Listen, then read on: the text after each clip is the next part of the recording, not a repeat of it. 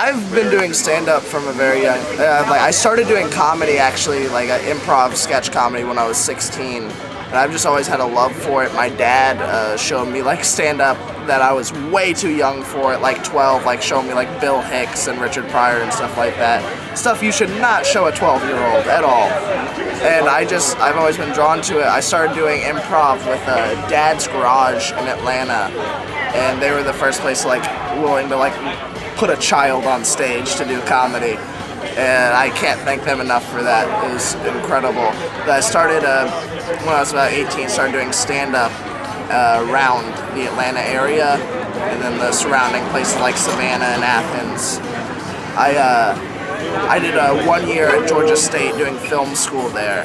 Then I dropped out after that to pursue comedy because I did comedy before college, and then when I started going to school, I stopped doing comedy. I was like, oh man, why do I feel sad all the time? Why am I not having fun anymore? I was like, oh, because I'm not doing comedy, that thing I love and I want to do with my life. I actually, when I was like 12 or 13 years old, I didn't even know that writing comedy was a job. I would just sit and watch like late night shows and try to write my own monologue jokes. And then someone told me that like, oh, you can do that for a living, and that's what I've wanted to do like since I was 12 years old.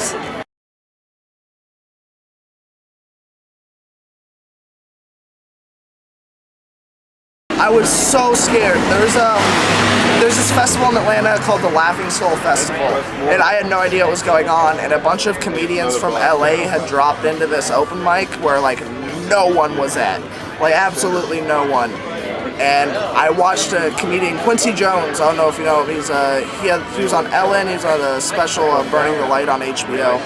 I watched him go up just as an LA comic and just bomb. And then I had to follow that, and I was like, oh god, this is so scary. I was very much, when I started, like a Anthony Jeselnik ripoff. Like I did like a lot of like dark one-liners that I've gotten better, and at least I hope I've gotten better from since then.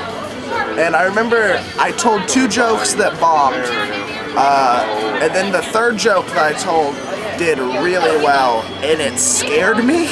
Like I was not prepared for the reaction at all, and I just was like, thank you, I'm Zachary Wright, bye, and I just left after I got the first reaction I ever got doing stand-up.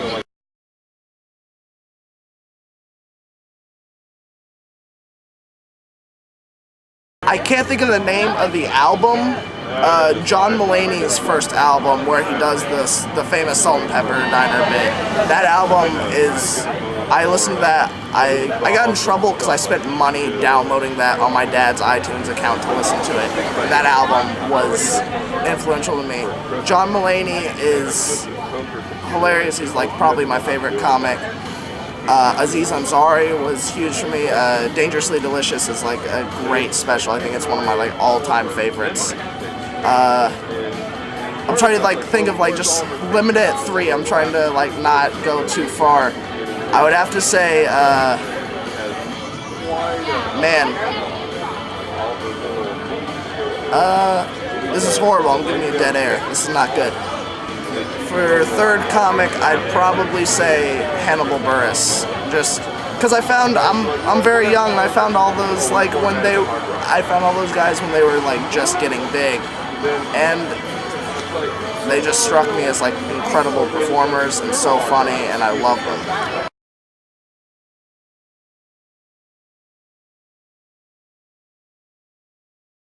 Unfortunately, just got canceled, but I think one of the best sitcoms I've potentially ever seen, and definitely in the past like 5-10 years, is The Carmichael Show, Gerard Carmichael.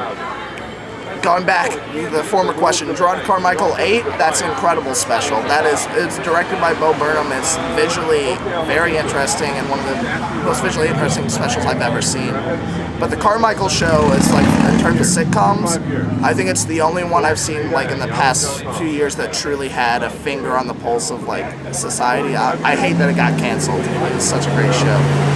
I know like 30 Rock was huge for me when I first found 30 Rock. That was incredible, and Community was also hugely formative for me.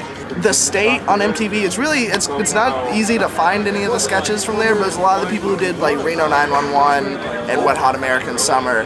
but the state, my dad showed that again, probably a age too young to see all those sketches, but I loved them, and Saturday Night Live, that's always been had a soft spot for Saturday Night Live. It's always been incredible. I don't think that's an original thing to say. Films, if anything, are the one place where I diverge a little bit away from comedy, because I went to film school at Georgia State. I think people one of my favorite movies is The Social Network, because I love Aaron Sorkin. It's cheesy, I know, but I love Aaron Sorkin's writing, and it's especially everything he's done from West Wing to The Newsroom, but his movies, Few Good Men, all of them, incredible movies, great writing, and oh man, I'm realizing now that all my answers are just very cliche answers, but there's just you like what you like.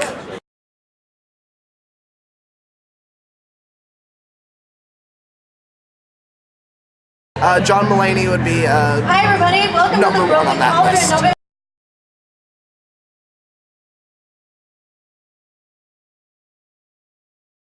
Hannibal Buress, he actually has roasted me before once at a show. That was a great feeling.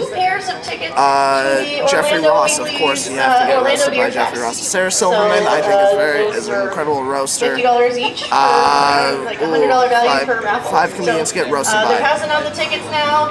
Bill Burr, I think he's just great to hear him be angry at someone. And then 5th comedian that I'd love to be roasted by would probably be...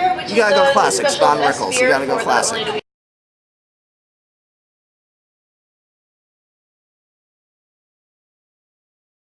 Writing, I've always wanted to be a comedic writer. I would love to be able to make my own show or something like that, where it's completely my voice and my ability to basically just make people watch what I think is funny.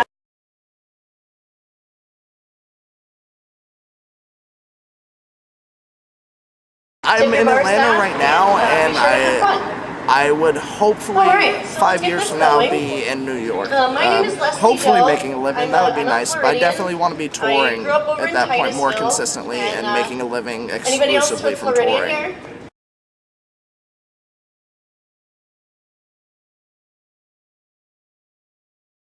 You can follow me on Twitter at all caps at not Zach Wright.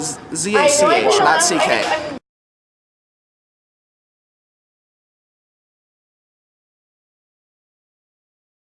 I don't want people to think oh, he had funny jokes. I want people to think oh, the way he sees the world is funny.